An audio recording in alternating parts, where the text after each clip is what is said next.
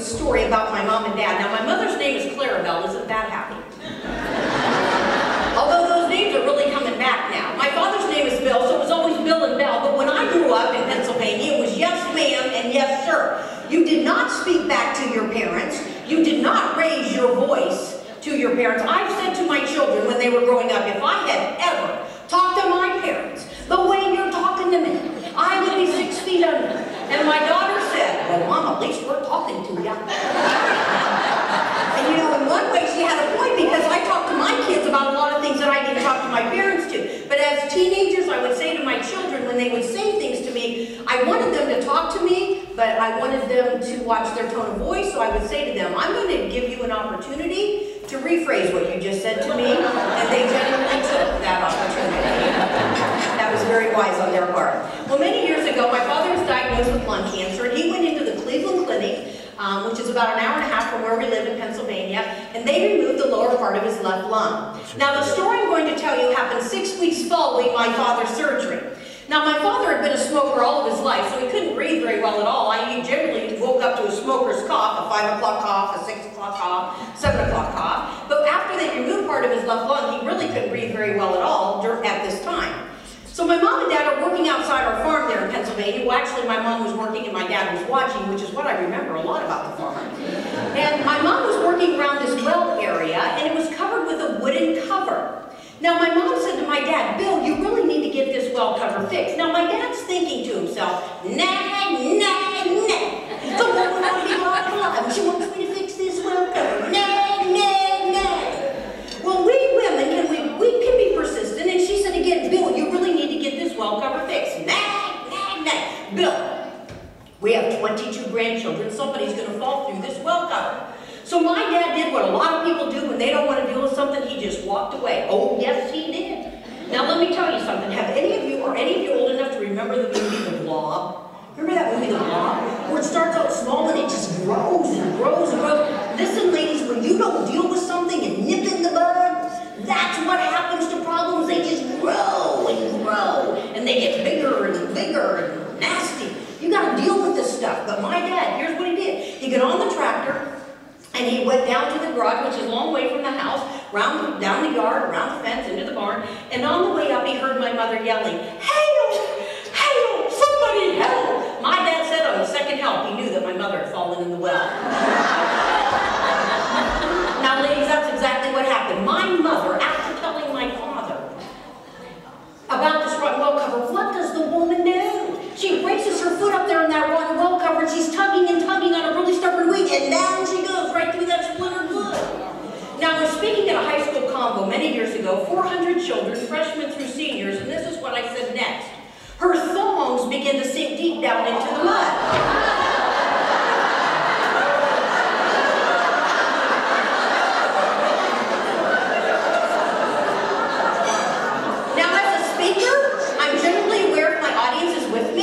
And if they're moving with me, and so I keep on talking, and in the meantime, you could have heard a pin drop, and there were 400 children going. I'm still talking, but I'm rewinding in my head that I say a bad word, I talk too fast, I get all mixed up, but I could not go on. I had to stop because they were not moving. So I stopped and I said, did I say something wrong? And the little girl in the front row, your mother wears stones?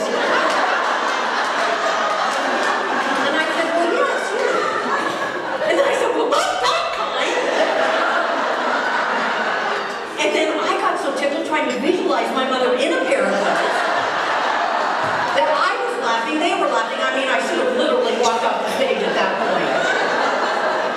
But this is what I say to young people. Listen to me. They were our words first. Get your own words. So in the platform I'm going to be on today, there's songs we can't sing, there are words we can't sing, because they all mean something different.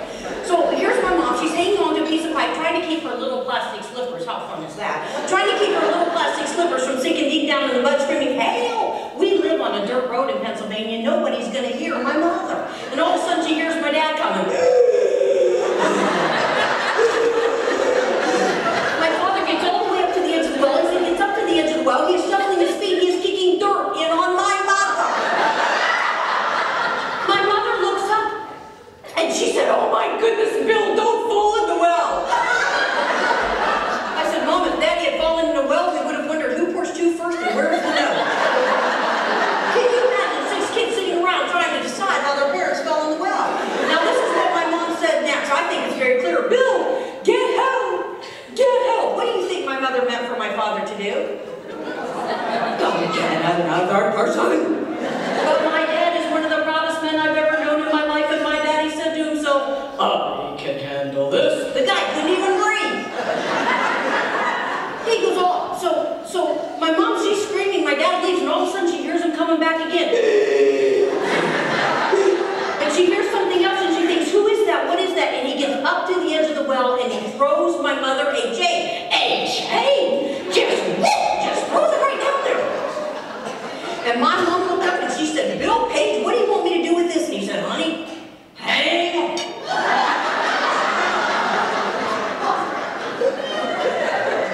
My mother was so mad. I'm surprised she didn't will herself out and kill that man. And she said, "Bill, you get help. You get help now." So my father finally got it. Go get help. So he goes into the house and he calls the neighbor, rotary phone, dials the neighbor. The neighbor answered the phone, and my father shouts into the phone, "Bell's in the well!" As though this is a common everyday occurrence in my mother. And the neighbor said, "Pardon me, Bell's in the well." "What did you say?" "Bell's in the well and I need help." The neighbor doesn't even hang up the phone, lets the phone drop. His wife said, "What's going on?" Ronnie's running out going, "Bell's in the well!" So Ronnie comes running down the road. Now Ronnie's got a bad back. So here they are, 2 men. My mom hanging on to a piece of pipe, trying to keep her little plastic slippers from sinking deep down in the mud. And here's these 2 men up here, and here they are going. Ronnie's going, "Well, Bill, what do you think?" "I don't know, Ron." "What do you think?" "I don't know, Bill, this is a dilemma, and I'm not really sure what we should do. What, do you have any ideas or anything?" "No, Ron." And my mom shouts up at these 2 men, and she said, "Get me out of this well." So the neighbor finally said, "Do you have a ladder?" My dad said, "Yes." The neighbor goes down to the barn, gets the ladder, crawls, and my mom crawls out. Now, she was very badly bruised, but she lived to tell me this story.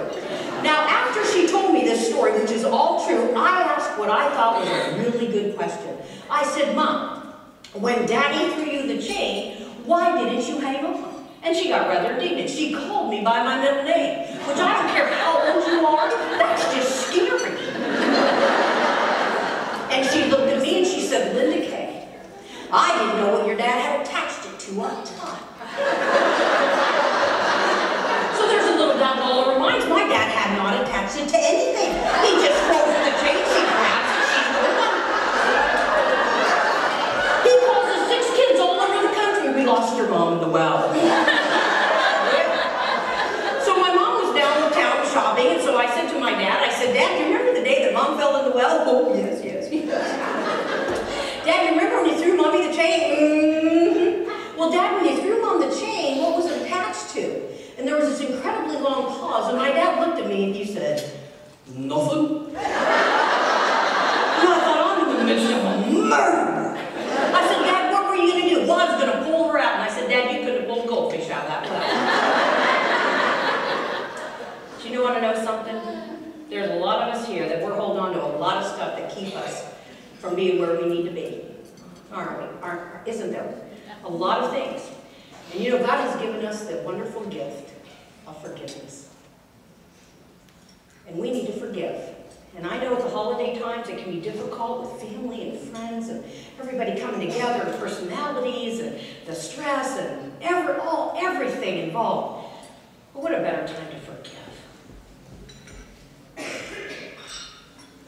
It has been said that to forgive is to set a prisoner free, only to discover the prisoner was you.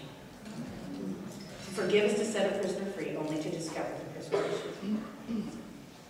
Only to discover the prisoner was you. And in Matthew 18:35, it says this. This is about the unforgiving debtor. "This is how my heavenly Father will treat each of you unless you forgive your brother from the heart." We need to learn how to forgive. It's a gift that God has given to us that we are able to forgive because Christ has forgiven us. You know, another thing from this story is that we should not assume that people know how we feel. We need to tell them. You know, I grew up in the era of collecting, whether it was bears or precious moments or baskets or, you know, knickknacks. Now the generation after us, they don't collect anything because they've seen these collections. They're going, I'm not doing that. I don't want any of that. I remember my mom, she used to sell Avon, and I was up at her house and she's showing me all the stuff up in the bedroom, and she said, oh, I just am afraid when I die, you kids are going to fight over this stuff.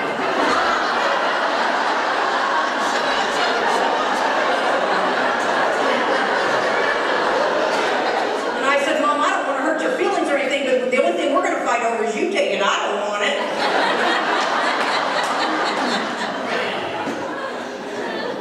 I made a special memory for my mom this Christmas. I actually took her out to Oklahoma a couple weeks ago and to see her her sister, my Aunt Peggy, and cousin Julie. And they live on the ridge there in Kansas, Oklahoma, and just had a wonderful time. And then when we went home, I asked my mom to sit in the car for a few minutes, and I ran in, plugged everything in. And when she came in, I said, Merry Christmas, because before I had left, I had decorated my home for Christmas, thinking it may be the last Christmas that I spent with my mom, or that she's in my home. But the one special thing that I did is the guest room.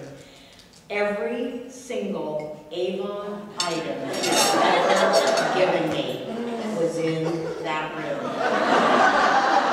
For her, it was like a night at the museum. And she loved it. So what I like to collect now are memories. Collect memories. Don't assume people know how you feel. Please tell them that you love them. Send a card. Celebrate the person.